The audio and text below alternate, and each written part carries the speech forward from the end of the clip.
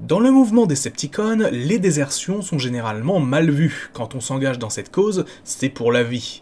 Pourtant, cela arrive de voir des Decepticons abandonner leur camp ou ne pas respecter les ordres qui leur sont donnés.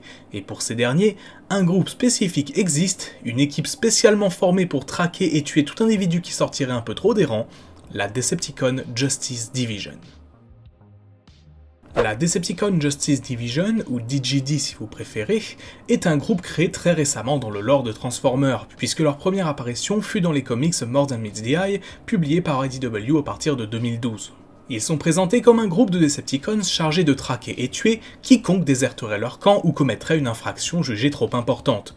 Leur réputation les précède et certains déserteurs préfèrent largement le suicide plutôt que d'être retrouvés par Tarn et ses coéquipiers. Pour savoir quel Decepticon cibler, la DJD tient une liste qu'ils mettent à jour régulièrement et qui contient tous les noms de ceux qui subiront une exécution lente et douloureuse.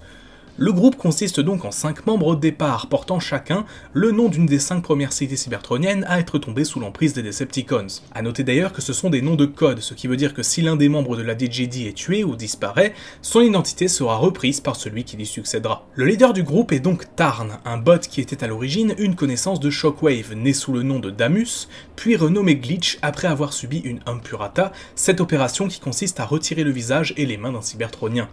Il a le pouvoir de désactiver n'importe quelle machine par le toucher, pouvoir qui évoluera plus tard pour lui permettre de désactiver d'autres cybertroniens avec sa voix. Il a fini par être recruté par Megatron après avoir lu ses écrits. Devenant un soldat d'élite, son corps est profondément modifié et boosté afin de devenir une machine à tuer, disposant notamment d'un canon à fusion, tout comme le leader des Decepticons. Après avoir été blessé lors d'une bataille, il recouvre son visage d'un masque ayant la forme de l'insigne de son camp, afin de montrer sa dévotion à la cause. De tous les membres de son groupe, Tarn est le seul à avoir fait partie de ce dernier depuis sa création et dédie sa vie entière aux Decepticons, connaissant par cœur les écrits de Megatron qui ont justement inspiré le mouvement. Se transformant en char, son T-Cog, l'organe permettant la transformation, se casse régulièrement et il est contraint de le changer en récupérant celui de certains des ennemis qu'il abat. Le second membre de la DJD est Thesarus, anciennement Scissor Saw, un bot de bien plus grande taille disposant d'un instrument de torture sur son ventre, des scies, qu'il utilise afin de faire souffrir ses ennemis, bien qu'il ne les tue que rarement de la sorte. Il possède 2 petits bras à l'arrière de son corps qui peuvent se déployer et ainsi saisir sa victime. Son mode alternatif, d'ailleurs, est une sorte de plateforme mobile qui garde apparent ses fameux petits bras, lui permettant de continuer la torture, même sous cette forme. Un peu moins gros mais tout aussi dangereux, on retrouve ensuite Elex, né sous le nom de Crucible, le troisième membre du groupe dont la méthode de torture est un petit espace, situé tout comme pour Thesarus, sur son ventre, où il peut y insérer un ennemi avec l'une de ses paires de bras et le faire fondre sur place. Son mode alternatif lui aussi sert d'outil de torture, et il a pour habitude de retirer le cerveau de ses victimes. Charmant. Keon, quant à lui, est nettement plus petit et est celui qui tient à jour la fameuse liste de cibles de son groupe. Anciennement connu sous le nom de Hemp, il possède des pouvoirs d'électricité assez utiles en combat et se transforme en chaise électrique. Oui, carrément. Enfin, le 5e et dernier membre, Voss, se transforme en sniper et parle uniquement dans une ancienne langue cybertronienne, maîtrisant peu le langage moderne des Transformers. Sa méthode de torture favorite est d'enlever son visage, rempli de pics, pour le mettre sur ses ennemis. Mais ce dernier membre, anciennement nommé Forstock, est arrivé plus récemment dans le groupe, remplaçant le précédent Voss. Le Voss précédent n'est pas mort au combat, oh que non, il lui est arrivé bien pire que cela. En effet, ce dernier, nommé Dominus Ambus, était un espion Autobot envoyé pour infiltrer le groupe. Lorsque son identité a été découverte par ses coéquipiers, il a été torturé et condamné à rester pour toujours en mode alternatif d'animal. Aujourd'hui, il accompagne toujours les siens, tenu en laisse et répondant à l'identité de The Pet, ou l'animal de compagnie tout simplement. Plus récemment encore, un 6e et dernier membre a rejoint la DJD, une mini-con nommée Nickel, médecin et seul fembot du groupe. Dans les comics, on découvre la DJD dans More Than Meets the Eye, après la fin de la guerre donc, même si on a à plus d'une reprise l'occasion de voir ce que le groupe faisait pendant cette dernière. D'ailleurs, Tarn refusait de considérer que la guerre était réellement terminée, tant que Megatron ne l'avait pas annoncé personnellement. Plusieurs de leurs actes notables furent notamment de traquer et tuer des groupes sous les ordres de Deathsaurus, ayant déserté leur camp, ou encore l'assassinat du général Decepticon Black Shadow, qui avait accepté de vendre ses services aux Autobots. Leur première apparition dans les comics les voit s'en prendre aux Scavengers, un groupe de déserteurs sur la planète Fulcrum, cible qu'ils finirent par abandonner lorsqu'ils détectent la signature énergétique d'une cible bien plus importante, Overlord, quittant donc la planète à bord de leur vaisseau, le Peaceful Tyranny. Tarn et les siens rentrent en contact avec le Lost Light à bord duquel Overlord était prisonnier, proposant de les épargner s'ils leur livraient l'ancien général de Megatron. Mais lorsqu'ils découvrirent la présence d'un autre traître, Drift, à bord du vaisseau, la situation tourna au massacre et personne, à l'exception de Rewind, volontairement laissé en vie, ne s'en sortit.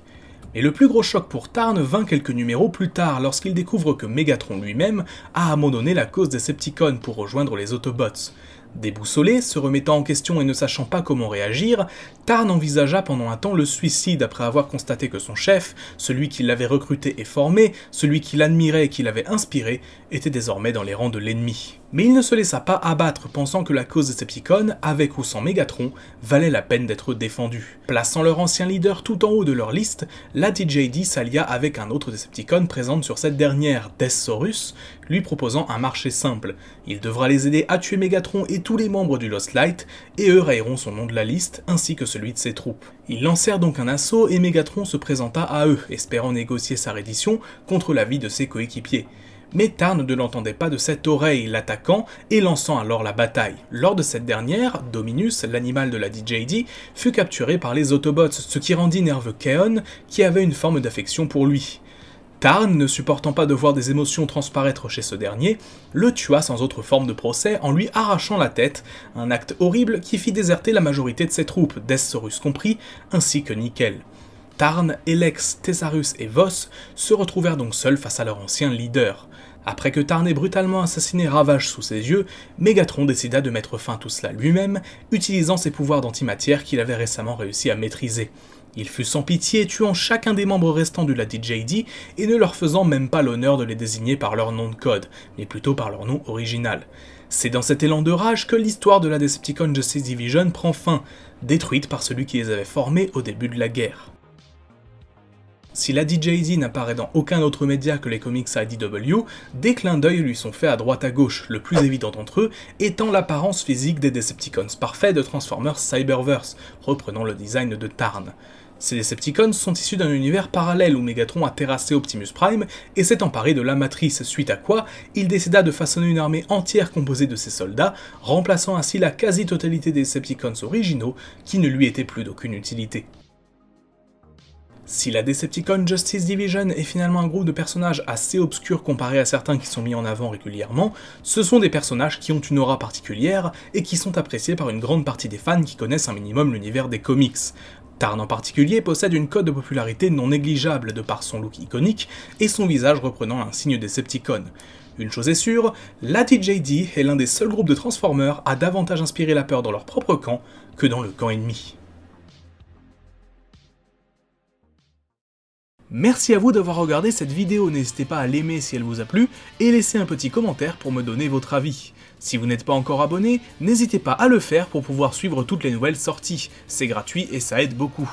Enfin, si vous souhaitez aider à l'amélioration de la chaîne en me soutenant financièrement, vous trouverez dans la description les liens vers mon compte Tipeee et ma boutique Teespring, où vous pouvez me demander un focus sur le personnage de votre choix, voir les vidéos en avance et acheter des t-shirts en rapport avec la chaîne. Sur ce, on se dit à très bientôt pour une nouvelle vidéo, c'était Magnus, ciao.